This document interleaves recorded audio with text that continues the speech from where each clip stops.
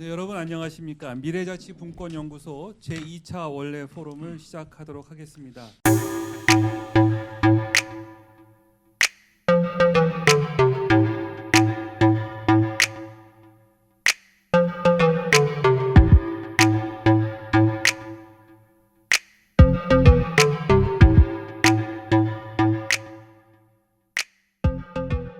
일단 먼저 우리가 어떤 시대에 살고 있는지 우리 시대의 특성을 좀 이해하기 위해서 첫 번째 우리 네 분 선생님께 드릴 질문은 포스트 코로나 글로벌 그리고 한국 사회의 변화 방향은 이런 내용입니다. 자, 이 질문에 대한 답은 우리 아까 정의정치연구소의 김병원 선생님께 먼저 여쭤보도록 하겠습니다. 네, 포스트 코로나라고 말씀하시긴 했는데 말씀하신 대로 최근에 다 거의 다 잡혔는 줄 알았던 코로나19 전염이 다시 확산되는 조짐이 있어서 아직은 포스트 코로나를 쉽게 얘기하기는 좀 때이른 감이 있지 않는가 생각을 하는데요.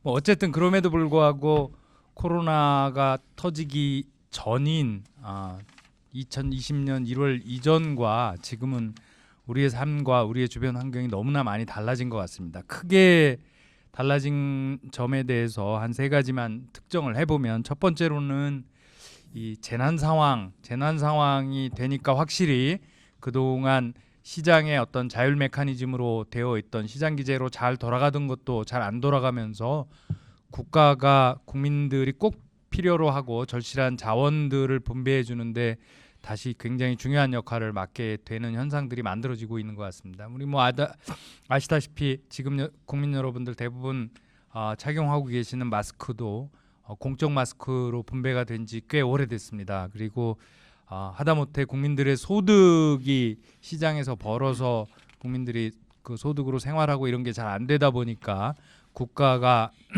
지난번에 국민재난지원금이라는 이름으로 전 국민들에게 직접 소득을 손에 쥐어주는 초유의 정책이 실행된 바가 있고요.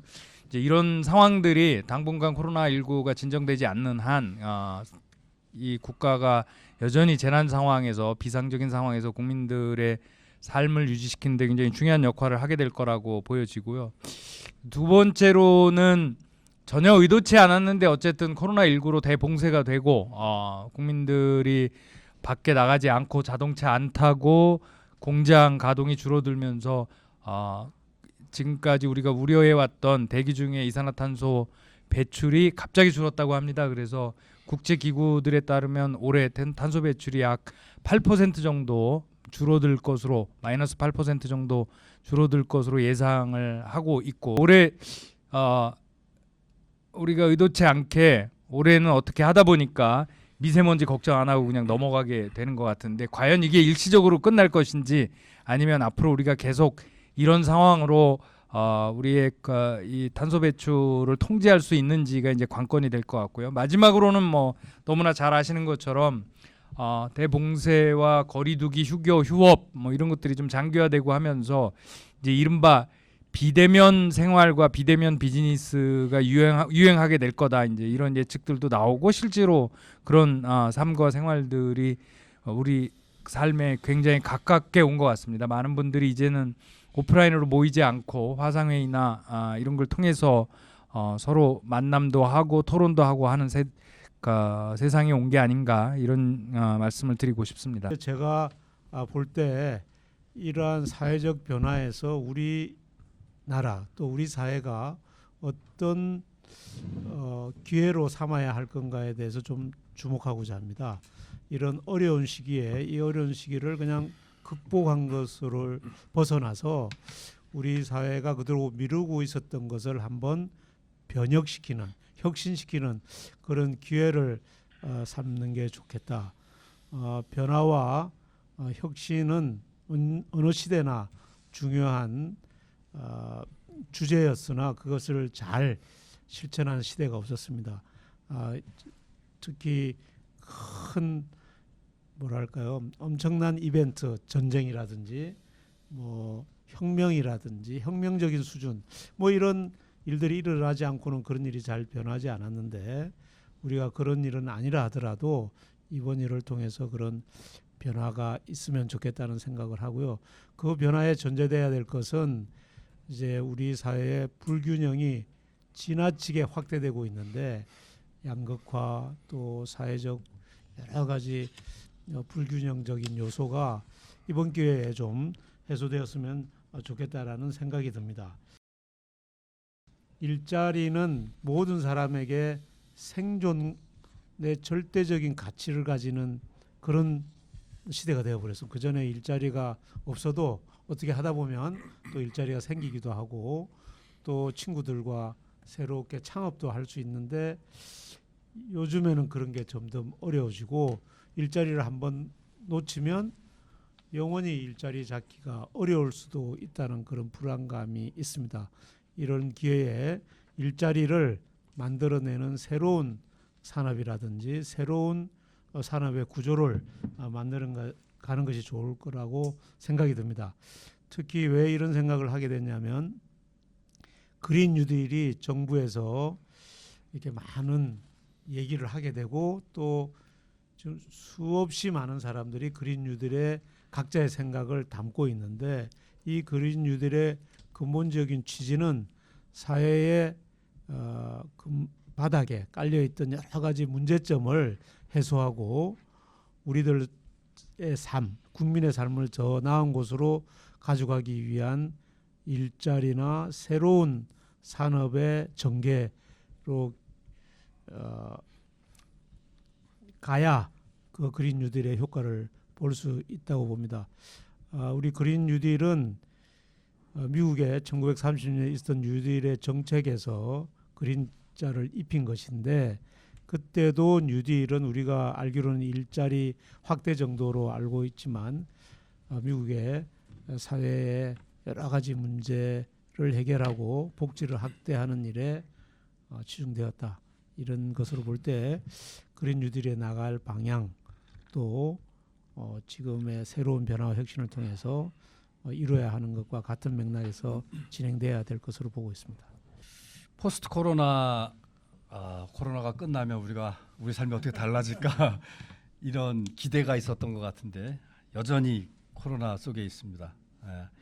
포스트 코로나가 아니라 나우 코로나라고 그러시더라고요. 그래서 이 코로나 사태가 좀 장기화될 것 같고 심지어는 일상화될 것 같다.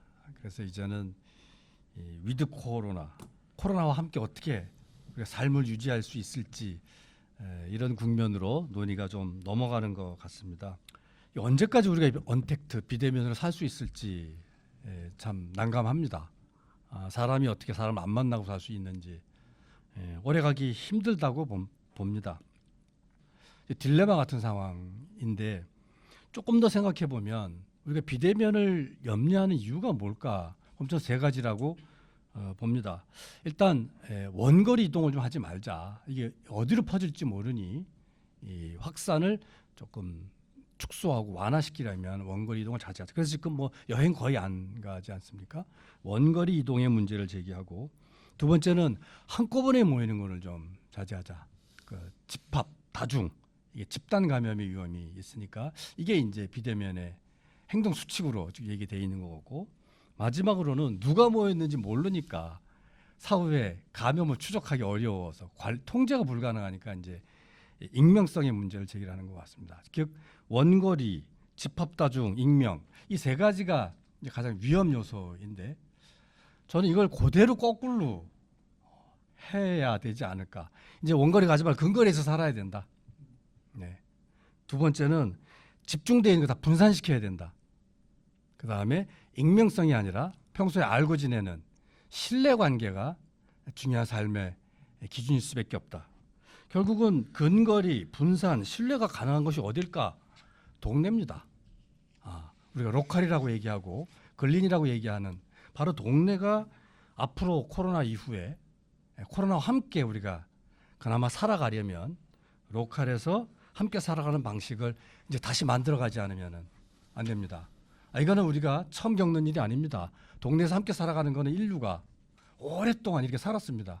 그러나 우리 역사의 최근 아주 짧은 기간 동안 이게 무너졌을 뿐이지 우리 유전자 속에 역사적으로 다 있는 이 삶의 양식들을 코로나 덕분에 다시 회복할 때 우리 삶의 가능성들이 있지 않을까. 그래서 로컬 텍트여야 된다. 안 만나고 살 수 없는데 로컬에서 만나자.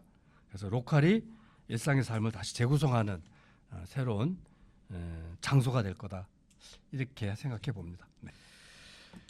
뭐 한국 사회의 변화 방향은 이제 많은 부분 말씀을 해주셨고요. 그 이번에 코로나를 겪으면서 가장 크게 위기를 겪는 것은 역시 이제 세계화의 위기를 많이 얘기를 합니다. 물론 이제 그 자재와 사람의 그 이동이 원천적으로 봉쇄되었기 때문에 생기는 이제 세계화의 위험도 있지만 바이러스 자체가 이미 옮겨 다니면서 생긴 또 세계화 위험을 얘기를 합니다.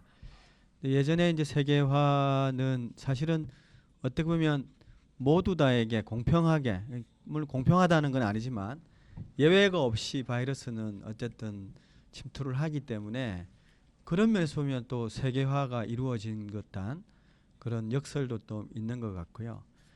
그런 면에서 보면 몸은 이동하지 않지만 어느 곳에선가 함께 고통을 겪고 있는 사람들, 또 뭐 아프리카든 또 혹은 유럽 선진 사회든 그 사람들의 고통을 우리도 동시에 함께 겪고 있는 것에 있어서 어떻게 보면 또 역설적으로 인류애가 처음으로 사실은 함께 좀 공통으로의 인류애를 느낄 수 있는 그런 시기가 아닌가 싶고요. 근데 여전히 또 이번 시기에 또 하나 우리가 위기를 겪은 것은 역시 국제 리더십이 실종된 것에 대한 위기인 것 같습니다. 어쨌든 세계가 함께 어려울 때 이것을 어떤 주도적으로 이 위기를 타개하려고 하는 어쨌든 국제 리더십 선도 그룹이라는 게 있었는데 이 위기 때는 역시나 뭐 개별 국가들 스스로 자기 나라 국민들조차 안심시킬 수 없는 그런 속에서 이 위기가 계속 가소가 되고 있고 또 특히나 미중 위기든 또 그 속에서 우리나라 같은 특히 국제 무역에 의존하고 또 국제 외교 속에서 의존해야 되는 나라들 같은 경우 큰 변화가 겪을 것이 사실은 우리로서는 가장 큰 변화의 가능성이라고 저는 생각합니다. 그것이 어떻게 흘러야 될지에 대해서는 참 가늠하기 어려운데 그 어쨌든 리쇼링을 얘기하고 또 글로벌 밸류 체인에서의 어쨌든 자국 중심주의 이런 것들이 팽배한 속에서 우리 한국은 어디로 갈 것인가 부분은 또 새로운 도전이라고 생각합니다. 비교적 방역은 잘했지만 이 도전은 또 새로운 도전이어서 이 속에서 생기는 변화들을 참 지혜롭게 잘 헤쳐나가야 할 것이라고 생각을 합니다. 네, 이상입니다.